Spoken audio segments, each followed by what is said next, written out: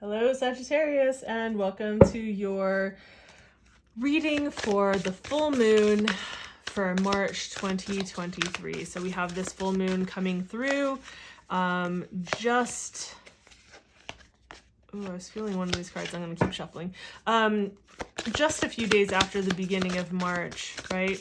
So we're looking at the energies of the full moon to new moon, right? And as we're building up to the full moon, we have like this really potent energy, and it's kind of like a water balloon popping, right? So when we get to the full moon energies, it's like it pops with that pregnant possibility that is ripe, and it just like opens up and the floodgates open. And then within about 24 hours after that, we start to move into like the waning energy, and things start to like come down. And so from the full moon to the new moon, we are examining what things there are to let go of, where we need to wrap things up, where there are open loops, those kinds of things. And so this month, what we're doing for these short readings is, I do shorter readings for full and new moon. We're looking at what themes are actually coming up, right? So what area of life your attention is being drawn towards. And then, all right, so let's see, Sagittarius, which deck? We're going to use this deck. Some of you are going to totally laugh and enjoy this, but so we are looking at what spiritual advice is coming through for you to work with this energy. Interesting, Sag. I'm feeling like it's like, yeah, it's this card here. And one more.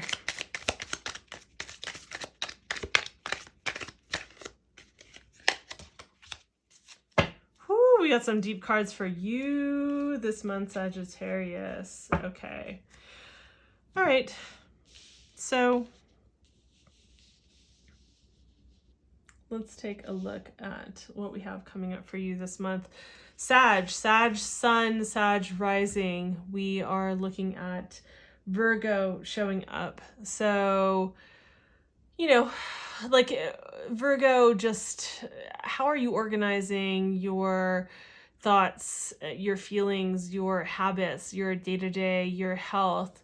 Also, where are you being of service to other people, right? So depending on where you are at what point in your life, maybe you are someone who is an entrepreneur, or you're a therapist, or you are a healer, or you're a teacher, or like, you know, just like depending on where you're at, maybe you're a student and you're working towards like how you want to be of service in the world. But Virgo definitely has this very clean energy. The shadow side of this aspect can be like perfectionism and feeling like there has to be a level of control, you know, but really Virgo has a lot to do with like this really pure temple kind of energy, and how we can disseminate that energy to the masses.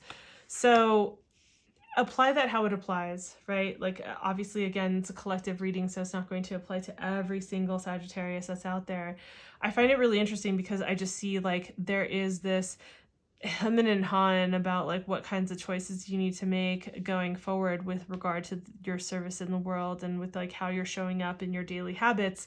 And like there are certain things that need to definitely be let go of that are no longer serving your structure, your form, your like what you're creating to go forward. And some of this is deeply embedded in your psyche, and for some of you this could have to do with like escapism or even addiction in some ways, right? So you want to be really present to what's coming up here.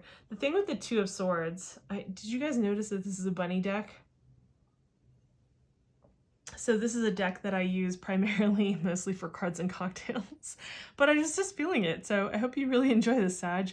How adorable is this? So we have the Two of Swords, which is like, you know, I think that you're needing to trust your intuition and trust your gut when it comes to the decisions that you're making about how you proceed, how you go forward. You know, like what decisions are you making about, like, what are you weighing out about what you need to let go of, right? Because of the moon phase that we're in, what you need to let go of and what you are keeping that serve a higher purpose for yourself. You know, which path are you going to choose? And you need to make a choice, Sag. Like what I'm getting for you is that there's a choice here that has to be made. You're no longer able to just kind of sit by the sidelines. You actually have, like, you're at a crossroads essentially, and you need to make a choice and commit to it. You need to really commit to it. Certain things that you have been doing are no longer working for you anymore, right? Like the thing with the Tower card is that the structure that was there is no longer serving. That particular way of doing things, or how you were building your life, or like what you were using as a foundation, is actually not going to work. You can't do it this way. It's not going to function. So you need to let go, right? Like go back to the drawing board and just like, what can you actually commit to? What can you actually choose and decide to like work with and to be with, right? Because there are certain things that haven't been working and you know what those are. Like, I don't think you're in the dark about this. I don't think that you don't know what this is. I think that you see the shadows and the secrets and the things that are coming up that need to be addressed. And I think that it's like, you know, like here's the thing about the moon card that I really love. There is normally on most decks like that are Rider-Waite, you see a path going towards the mountains. The mountains symbolize this accomplishment, this sense of like, I got there, right? And so the invitation here is to dig into the recesses of your psyche and to not sweep things under the rug or push them into the dark recesses of your psyche, but to actually face them, to work with the wild and shadowy aspects of yourself.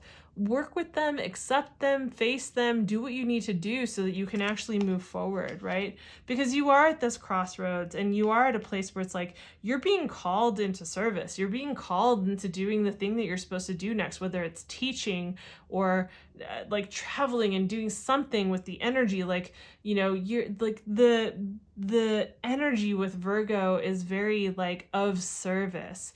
And I know that you know, that term has actually shifted for me personally for over the last few years. Like I used to really roll my eyes about that kind of terminology, but it's like the things that you offer to the world that feel of value, that you feel will have an impact, that matter, that mean something to you, that you think mean something and could mean something for other people and for the world and the collective at large. So that's what I have for you, Sagittarius. And I would say, you know, to get a more full picture, check out your Sagittarius reading for March, and I'll have that up here on the screen. And if you want to know specifically for you, book a reading, 30, 60, 90-minute reading. So there are affordable, you know, options, different kinds of options that you can choose below.